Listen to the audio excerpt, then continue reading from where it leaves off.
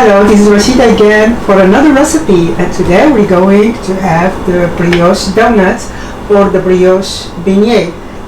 This one has a lot of flavor, a nice texture, it's fluffy, it's greaseless, and it's very easy to make. So please check the description of this video with the instructions and with all the exact ingredients for this recipe. In a large bowl, we're going to add 2 flours, all-purpose flour and the bread flour. The bread flour, we're using it because of it's high protein, and we add in sugar. I'm using organic raw sugar. It sticks to the jar. Then we're adding salt and dry yeast. You can use the fresh yeast, and with a big whisk we mix everything. Then with the back of the knife, we're going to scrape the vanilla seed from the vanilla bean. And normally I store the vanilla beans, the leftover, in a separate jar full of sugar for another project.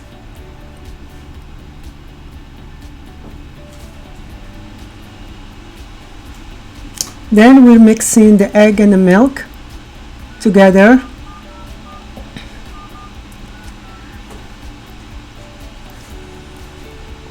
Then we add the vanilla seed.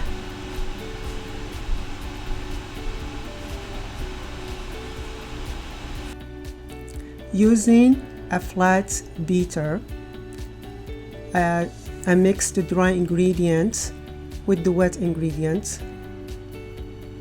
just for a few seconds until everything is nicely mixed, until we don't see any dry ingredients. Then we stop. We're going to now use the dough hook for kneading, and we knead for a few minutes, for up to 5 minutes. Normally I knead the dough for a few seconds, up to 10-20 seconds. Then I let the dough rest because of the gluten. I allow the gluten to relax. Then kneading it again for 10 to 20 seconds. I keep doing that for up to 5 minutes. We continue kneading the dough until it's completely smooth. Then we take a third of the butter. The butter has to be at room temperature, very soft. And we add a third of the butter to the bowl. We continue mixing until the butter is completely incorporated with the dough. Then we're going to add the second third. Then we continue kneading again, and finally we add the last third of the butter, and then we continue kneading until the dough is completely silky and smooth. We're going to leave this dough in the bowl, and we're going to cover it so it doesn't dry out. We're leaving it for 1 to 3 hours. After a few hours of the first fermentation, we're going to have a silky, soft, very manageable dough. We're going to store it in a bowl with a tight lid, and we're going to store this in the refrigerator up to 14 hours, no more than 24 hours, to promote good flavor.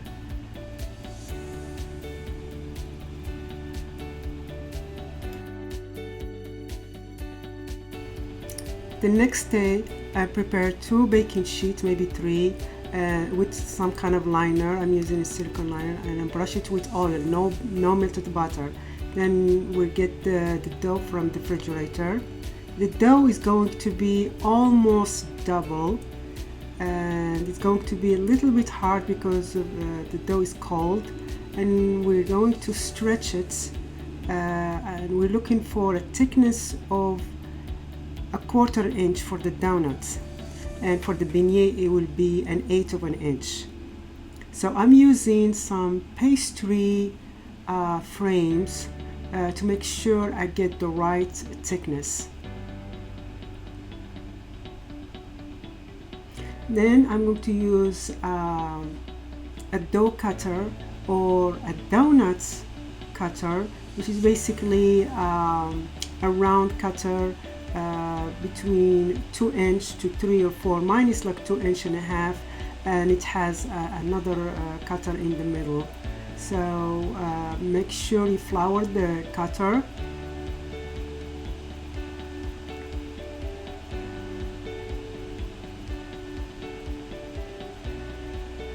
And we're going to put all these donuts in the baking sheet. We might fry them immediately or freeze them. Most of the time I just freeze most of them. With the leftover dough, we can make more donuts or some beignets. So I'm going to make some beignets by stretching the dough to an 1/8" thick. I'm using my pastry frames or pastry rulers, and I'm going to cut them in rectangle shape or diamond shape. I'm going to use a pastry cutter. You can use a pizza cutter, and then I'm going to freeze those because I have so much donut to fry. So I'm going to put them in the freezer for a few hours on a flat sheet, and then I'll take them from the freezer and I put them in a plastic bag for another day. So you can see I have some frozen beignet with frozen donuts, and I will keep them in a plastic bag in the freezer up to 2 months. And when you need some donut or beignets, you just get them out, you put them at the room temperature for a few hours. The beignet, you just wait for a few minutes until they are at the room temperature. I'm using a heavy pot, small enough for just 2-3 donuts to be fried, and I'm using also canola oil or sunflower oil, and you have to make sure to have your sugar with vanilla mixture ready next to you, and then a skimmer or something to grab the fried donut, and a cooling rack. Then we need a thermometer because we want to make sure we have the oil at 350, between 350 to 375. Now we have our donuts fluffy, ready to go. The size is more than double. They're full of air. We just grab them gently. We put one at a time, and we have to make sure that the temperature does not go below. It does not come down to 350 or below 350. And sometimes we may see blisters, so we just pierce them because it will make it difficult to flip the donut. So we're looking for something brown, not very dark. We're going to continue frying all the donuts. We'll leave them in the cooling rack to cool down for a few seconds. And then we're going to have the vanilla sugar mixture ready next to us, and we roll all the donut inside. We want to make sure all the donuts, they're coated with the vanilla sugar mixture. We continue fry the remaining donuts.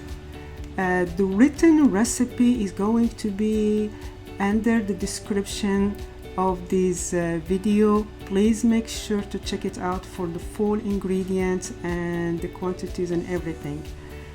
For the beignet, when we fry them the same way we fry the donuts. The only difference, we're going to coat them with the sugar, the powdered sugar.